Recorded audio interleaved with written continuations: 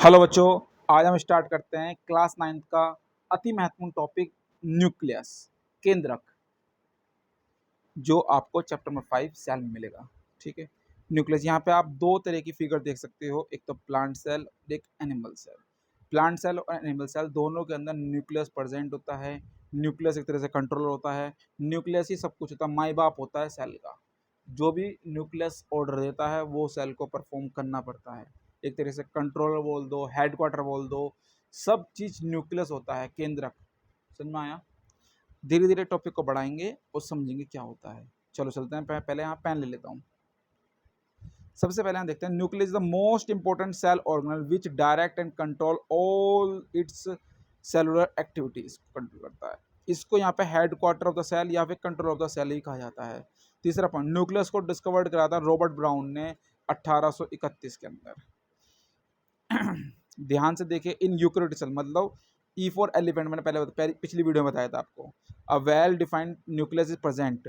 सभी eukaryotic cells में well defined nucleus present होता है, जबकि प्रोकैरियोटिक सेल्स में well defined nucleus is absent होता है। ओके,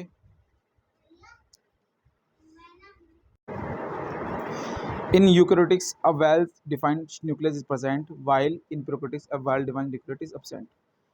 प्रोकैरियोटिक कंटेन, जो प्रोकैरियोटिक्स होता है contain primitive nucleus called nucleoid. जो प्रोकैरियोटिक सेल्स होती हैं उनके अंदर क्या होता है, प्रीमिटिव न्यूक्लियस। प्रीमिटिव न्यूक्लियस को बोलते हैं न्यूक्लियोइड बोलते हैं। ओके, आगे चलते हैं, ध्यान से देखिएगा, हम अगला पॉइंट पढ़ रहे हैं। It has double layer covering, it has double layer covering. Double मतलब जो डबल लेयर में होती हैं, दो एक लेयर का layer. It has double layer covering called a nucleus membrane. जो न्यूक्लियस के चारों तरफ दीवारें होती हैं उसे बोलते हैं न्यूक्लियस मेम्ब्रेन। ठीक है, जैसे सेल मेम्ब्रेन होता है, सेल मेम्ब्रेन तो सेल के चारों तरफ होता है। ठीक है, न्यूक्लियर मेम्ब्रेन उसे बोलते हैं क्या, न्यूक्लियर मेम्ब्रेन। क्या बोलते हैं उसको, न्यूक्लियर मेम्ब्रेन। ओके, आगे चलते हैं अगले पॉइंट पे। यहाँ थोड़ा सा डिफरेंस और क्रिएट करते हैं, देखते हैं क्या होता है। Beside nuclear membrane, nuclear membrane के साथ साथ न्यूक्लियस ऑल्सो कंटेन, न्यूक्लियस के अंदर क्या क्या होता है, न्यूक्लियस। देखो न्यूक्लियस के अंदर एक तो मैंने आपको बता देता न्यूक्लियर मेम्ब्रेन होता है, साथ साथ में क्या होता है, nucleus also contain nucleoids and chromatin material. क्रोमेटाइन material के अंदर किससे बने होते हैं, क्रोमेटाइन मटेरियल किससे बने होते हैं, डीएनए से। डीएनए आपने सुना होगा, उसके वंशानुगत होते हैं डीऑक्सी राइबो न्यूक्लिक एसिड। जैसे ना बाप के गुण बेटे में होते हैं, वो इसलिए होते हैं क्योंकि उसके डीएनए रेप्लिकेट होते हैं। ठीक है, और किसके बने होते हैं, क्रोमेटाइन मटेरियल डीएनए एंड प्रोटीन के।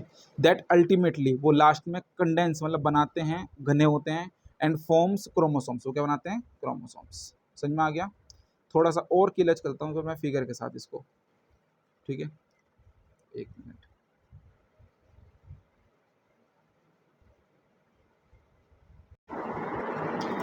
हाँ, तो मैं यहाँ पढ़ा रहा था, जो क्रोमोसोम है, जो प्रोटीन है, और जो डीएनए से क्या बनता है, क्रोमोटाइन बनता है, और जो अल्टीमेटली क्या बनाते हैं, ये क्रोमोसोम्स। ठीक है, क्या बनाते हैं, फॉर्म्स है क्रोमोसोम्स। तो क्रोमोसोम्स और क्रोमोटाइन मटेरियल्स, इनके अंदर होता है डीएनए। क्या होता है, किससे बने होते हैं, ये डीएनए से बने होते हैं।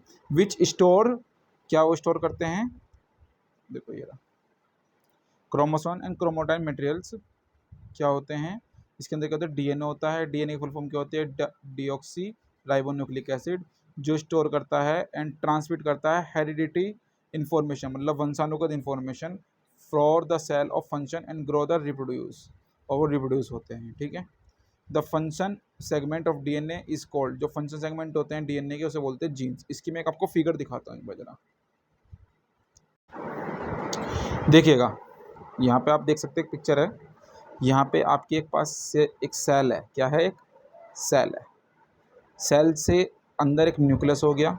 न्यूक्लियस के अंदर आप इस तरह एक्स एक्स देख रहे हो, ये आपका क्रोमोसोम्स होते हैं। क्या होते हैं, ये क्रोमोसोम्स। ठीक है, ठीक है, और हर क्रोमोसोम्स किससे बने होते हैं, डीएनए से। और डीएनए के अंदर इंफॉर्मेशन किसकी होती है, जीन्स की।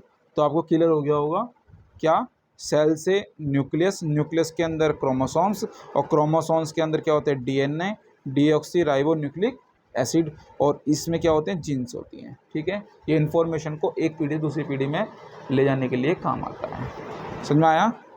आगे चलते हैं। तो वीडियो का अंतिम पड़ाव आ गया है। यहाँ पे हम पढ़ते हैं न्यूक्लियस के फंक्शन क्या होता है। न्यूक्लियस के फंक्शन दो होते हैं मेन। ये डायरेक्ट करता है